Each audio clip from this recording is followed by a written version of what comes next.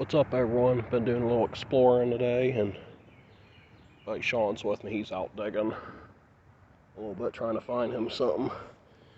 And I see a ballast base here. I found a JW Bulls here. See if this is anything. It's a hole. Little ballast bottle. Oh, that's cool. Whoa, wait a minute. It is actually embossed.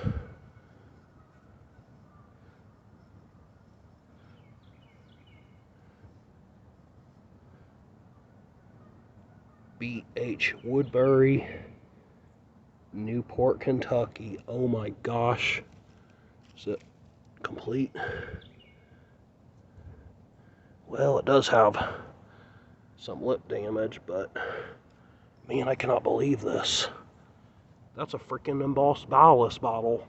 American made. That is an unbelievable find right there.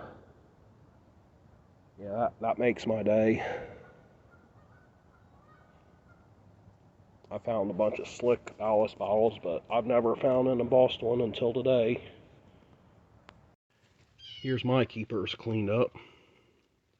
So first is this condiment jar just brought home in a turn sun-colored amethyst. Kind of neat looking, has a K and G at the bottom. I'm not sure if that stands for some kind of glass house or something. Probably does. Not sure which one though. And here's a lid. I originally thought Shaun was going to take it, but he didn't want it. He pretty much just brings home rare, harder to find stuff, so like, well, I don't feel like leaving the common stuff behind because just did a ton of work, so that's why I ended up bringing home all the common stuff. Here's just some slick product jar. I don't know if those are worth anything or not, but I figured why not bring one home and see if it'd be worth something to someone. And here's a little perfumer bottle. And next up is this blob beer here. I didn't realize it was damaged pretty bad. It also has some cracks in the lip there I didn't notice either, so I don't know, maybe I'll probably just give it to someone for free if they want it. Next up is this foreign made olive bottle. It's a 3-piece mold bottle, plied top. Find quite a few of those in early 1900s dumps. Then here's a really sick G.W. Abbott bottle from Baltimore. These are bitters bottles, I guess. They have the label. And here's a Lydia Pinkham's vegetable compound. Father John's Medicine, Lowell, Massachusetts. And we got a couple early 1900s JW Bulls from Baltimore. And here's a Dr. Earl S. Sloan's N&B liniment from Boston. And here's a probably early teens Richard Hudnut perfumer out of New York. And here's a 6-pack of John Brenner's from Covington, Kentucky. They're all heel embossed. The most common manufacturer mark is American Bottling Company. But then there's also Strelter Bottling and Glass Company. And Modes Turner. And this one here looks like it'll be one of them that will come out looking really good, nice rainbow patina. Then here's some Bavarians. These are all different too. This one is the later variant. It has the incorporated under Bavarian there. And here's one of the more commonly seen ones. Probably NBB Company. Oh. Oh, wait a minute. Maybe it's just really hidden. Yeah, it's there. It's just, you can barely see it there.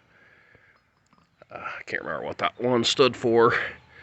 And this one is made by the Edward H. Everett Company out in Newark, Ohio. So that's at least, the newest it can be is 1905. It's at least 1905, if not older.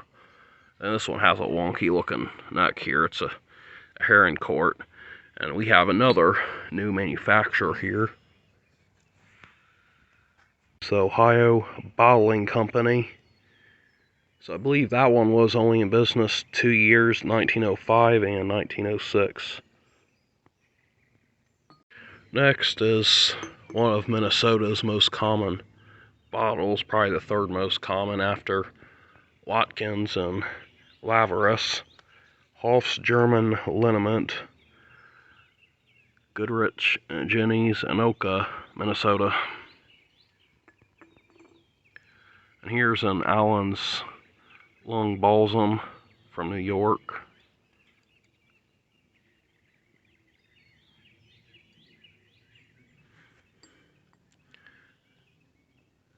Mrs. Winslow's Soothing Syrup.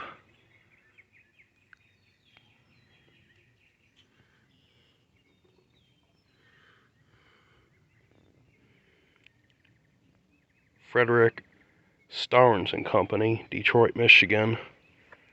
They also made a triangular version of those bottles that are larger.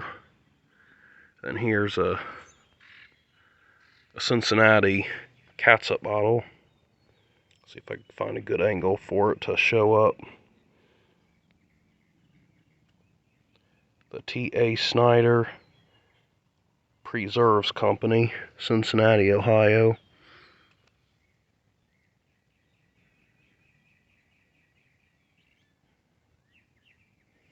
Guess that's as good as it was going to get.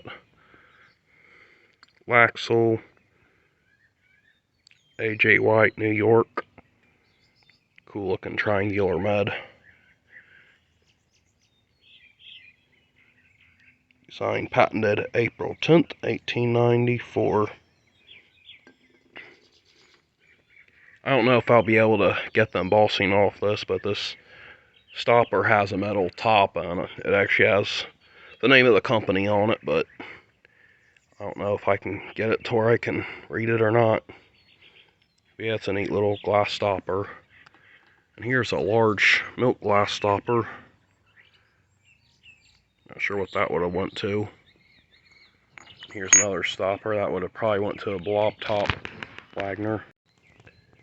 And here's several marbles. The first here is a little clay marble.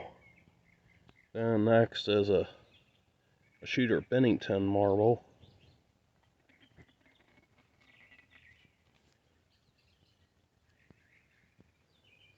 And lastly is the most beat up, biggest German swirl marble I've ever dug. I mean, this thing is just, it's trashed. It's even peeling right now. You can see there's a little speck of glass there. I mean, the condition of it is the worst I've ever seen for a marble. So the only thing I could think of is either maybe someone would buy it as is for like a conversation piece for really cheap, or maybe I could get it tumbled with like the most abrasive grit there is, and just remove a ton of the layer till it's even, and then use a polisher and get it shiny and smooth without all the bruises and whatnot. So I don't know. I'll have to think about that.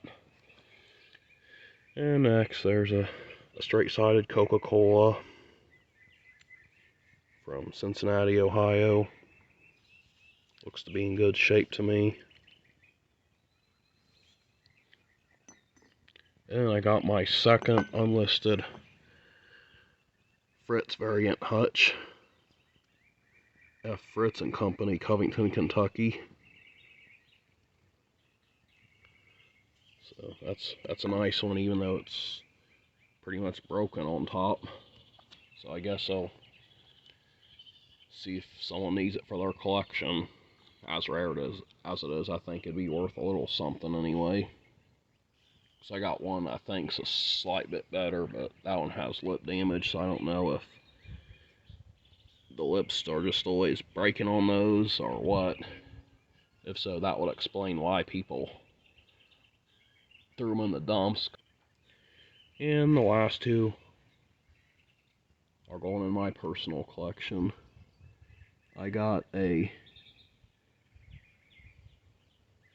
believe it says H.R. Riffy Market Drugstore from Covington, Kentucky. Very nice bottle with a pictorial star with rays. I believe I dug one of these quite a while back, in like, I don't know, September at some point, but that one had condition issues, so this one will definitely be going in my personal collection. And then this one is probably the coolest bottle, my favorite. It's an American-made ballast bottle, B.H. Woodbury and Company, Newport, Kentucky. I don't even think I knew these existed. I knew the Fritz ballast bottles existed, so there is a ballast bottle made by the Fritz Company, but I didn't know about the Woodbury one, so that's pretty neat. So I'll definitely be keeping that. I might have to make a deal with my one buddy David, who tumbles my bottles, because even though this has some lip damage, I'd say it's a really good candidate for getting professionally cleaned. The hutches of these are super common, because I've seen some people list groups of them on eBay, and actually didn't go for that much, but I haven't seen any ballast bottles listed like it, so I'd say that's a good one. In fact, I'd say I could go for 100 plus, even with the chips. I don't know, I'd say somewhere between 100 and 300 is what it could bring. Sometimes I get stuff like that wrong, but I found out that if you're patient and you list something on eBay, if you let it sit for months, eventually a lot of these bottles sell. So yeah, if you want top dollar for something, you're going to have to be patient and wait most of the time. So anyway, it was a really good dig, and well, I wish I would have filmed more, but we kind of had a late start that day, and when you're driving so far and you only have one day, try to get as much as you can since you're driving so far. I mean, I could sell everything, pretty much everything to the left of the Fritz, from Fritz to the left, to kind of get some gas money. I might keep that shooter Bennington though. I might keep the stopper for the Wagner too. But yeah, everything else will be for sale if anyone wants it. And yeah, just try to recover some gas money. Plan to go down that direction again in the near future, so maybe I'll have some more stuff to show for it, and I'll definitely be filming if I'm on my own anyway. If I'm with someone else, maybe not, but we'll see how it goes. So thanks for watching, and that is it. I found this random fossil. Looks like it's some kind of coral. I haven't been messing with fossils much, so I pretty much left them all, but I've never found one like this before. So I had to take it home. So yeah, I don't know what kind this is. I mean, if anyone's a fossil collector here and knows what this is, feel free to let me know. I normally find the more common horn corals, and I've found quite a few cephalopods as well. So yeah, I guess that is it.